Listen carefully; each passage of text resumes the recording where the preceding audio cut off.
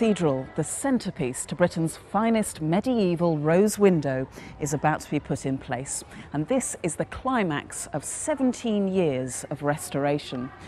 The rose window is one of the great creations of the Gothic age. It was born in France, it was brought here by the Cistercian monks, and it flourished in Britain despite taking a heavy toll from storms and religious conflict.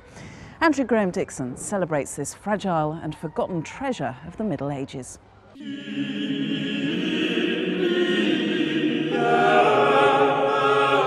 From the beginning, the creators of the rose window understood that here were the raw materials for a great spiritual metaphor.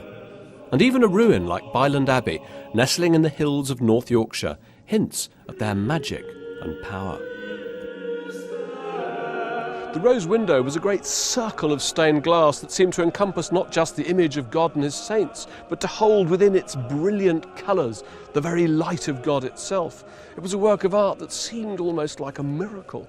And there were once hundreds of rose windows all over Britain. They were among our greatest national treasures. But now, as here at Byland, all that survives is just the stone skeleton that once held that long disappeared glass. Their very scarcities made them all the more precious. Peyton Cowan, photographer and author, is a man with a monk-like devotion to the rose window. I met up with him at St Catherine's Cree Church in London's Shoreditch, home itself to a vibrant 16th century heraldic rose. You've obviously spent an awfully large proportion of your life looking at, photographing, writing about rose windows. What for you is the appeal? When I was really first moved by a rose window, I was in Chartres in 1972-73, and I was looking up at this window, and I suddenly found myself in tears, actually. It was slightly embarrassing, and I couldn't quite work out why. And I thought about it, and it occurred to me that actually they're incredibly beautiful. From that moment on, I just became slightly obsessed by these things, and I just went off photographing them everywhere. There's no such thing as two rose windows the same. I've never seen two exactly the same.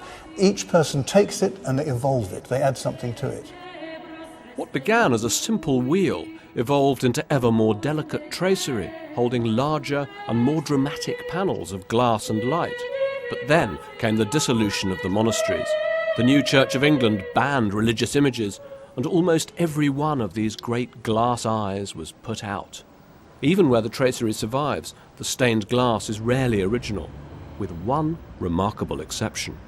For my money, this is the most culturally significant building site in the entire United Kingdom, because here at Lincoln Cathedral, they've been restoring Britain's last great surviving medieval rose window. They've almost finished, but I wanted to come before they took the scaffolding down, because it's a great opportunity to get up close and personal with one of the masterpieces of Gothic art. After 17 years of work, the final piece of restored glass is fitted into place. It's great, it's fantastic. Let's get the drinks out.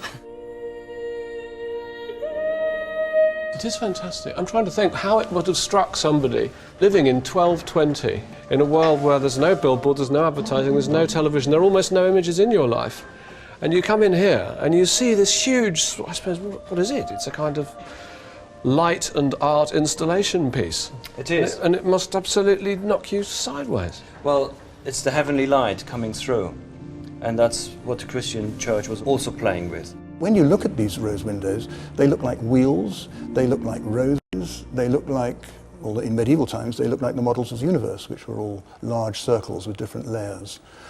You're encouraged to be drawn into the centre, and the centre is, if you like, it's the present moment, but it's also the infinite.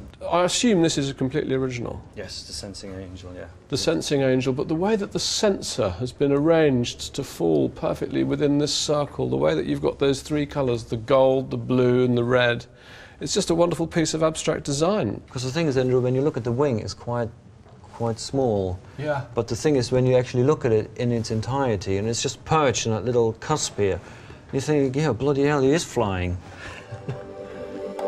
When conservation began, the window was moments away from complete collapse.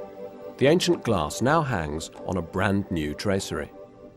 Precisely because there's been so much damage, so much loss, people tend to forget that cathedrals in this country, when they were originally built in the Middle Ages, were designed to house spectacle. You weren't meant to admire a cathedral for its structure. The structure served the visual event that was the Great Rose Window.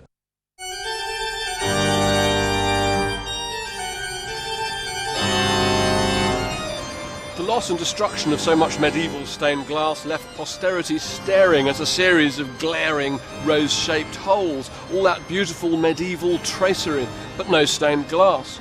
Westminster Abbey is a very good place to see how later generations of artists and stained glass makers went about designing their own replacement rose windows from the 18th to the 20th centuries. This is the north window, designed in 1722 by England's greatest Baroque painter, Sir James Thornhill.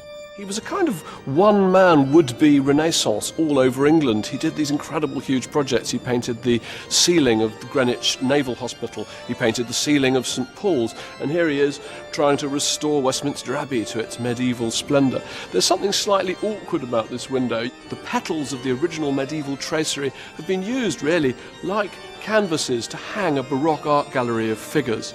But I quite like that collision of different aesthetic sensibilities, the fact that the rose window is still alive through all these centuries, breeding a new, strange, Baroque medieval hybrid. I suppose with Lincoln as a glorious exception, we've lost the purest form of the rose window. But we've not lost the dream of a circle of light, transmitting the spirit of God. In St Patrick's Church, Soho, they've commissioned a new rose window. The building is 18th century, and the design is still on paper. But it's possible to see how this rose window will take the genre into the 21st century. Really the treatment is quite abstract in a way as well, because we're sort of floating colour through this window to give the sort of feel of the Holy Spirit and the emotions that are involved with that.